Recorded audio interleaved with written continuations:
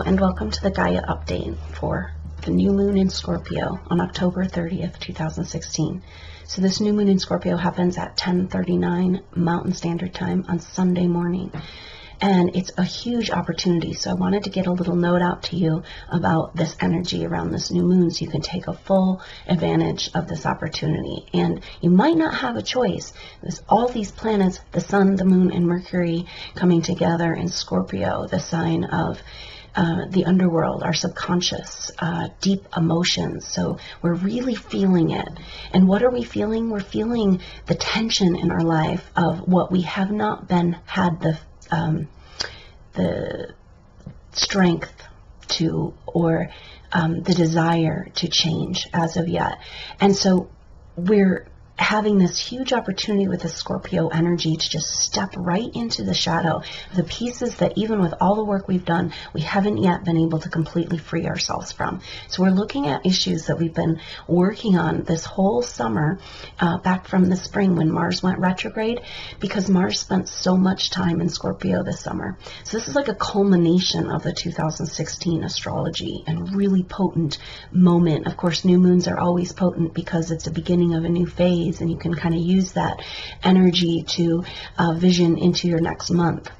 But in this case, we're looking at visioning into a whole new way of being.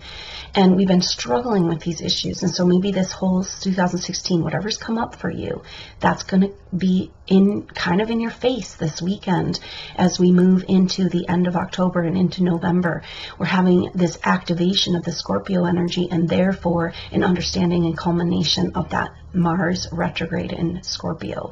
But guess what? Mars has just been super activating the whole astrology chart right now, as it's had come into we're still feeling the conjunction with Pluto there in Capricorn. Now Mars is our action planet, it's our doer, it's our desires, and it's our warrior. And so it's really triggering this Pluto-Uranus square they've come out of that square, but it's about the revolutionary change that needs to happen in our structures and in our identity in order to move into this new age. And we are all being faced with this big mountain of shadow, of repression and of suppression of emotions and deep, deep conditioning belief systems that have been ruling our life from our subconscious. So the Scorpio new moon is an opportunity to just step right into that muck, into the dark closet, into the basement, and allow the emotions as well as the information to come forward, because Mercury is hanging out there with the sun and the moon in Scorpio. And so Mercury is our messenger and really wants to understand. And so we're having the truth be revealed. And so if we can find the bravery, use this energy of this Mars activation to find that bravery to step into the shadow, to let this stuff be revealed, and also be compassionate with ourselves as we look at the shadow and begin to take the information that we're gaining and resolve into a healthier way of being. So literally we're looking at an opportunity on this new moon to just take off like a big heavy load we've been carrying, what we've been working on for this last 4 to 5 months, for this last 4 to 5 years, as we've gone through this Pluto-Uranus square, asking us what needs to change in our world in order for us to live a life that's more true to who we really are. This is the struggle a lot of people are going through right now. Mars wants to it's the ruler of Aries, and it's Uranus is there in Aries, and so it's really triggering this whole Aries-Mars energy because Mars is squaring Uranus, triggering that Pluto-Uranus square. And so Uranus is the planet of lightning fast change, unexpectedness, revolution, and electricity, and it rules the nervous system of our body. So it's quite this heightened energy with that fiery Mars coming into a square with Uranus. But Uranus is in Aries, and that's the sign of the self, the child, the identity. And so the quirky, synchronistic kind of unexpected energy of Uranus is there in the sign of the self. And so we're having this massive identity revolution.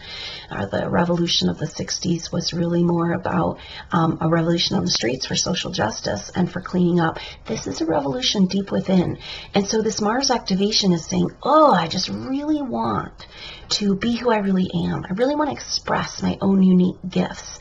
And so that desire for change, we haven't really had that energy, even though we've been going through all this tumultuous planetary revolution in evolution.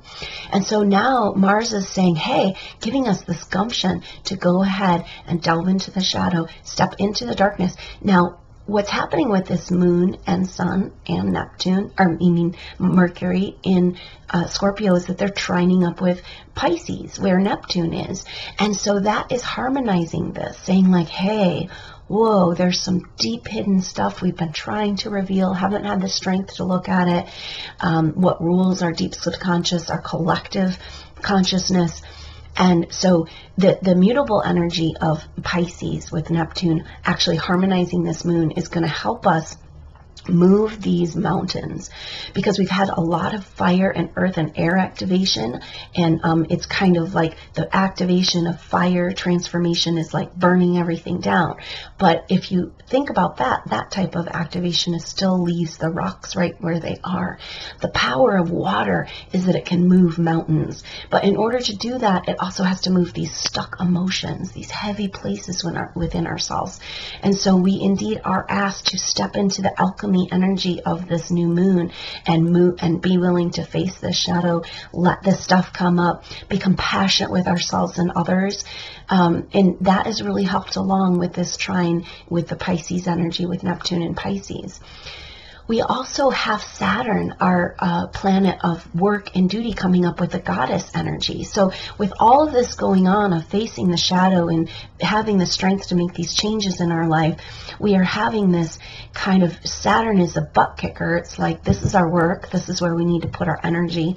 And in this case, it's in Sagittarius, which is seeking beyond the veil, expanding our knowledge. And with Venus coming up, it's expanding our knowledge around the goddess.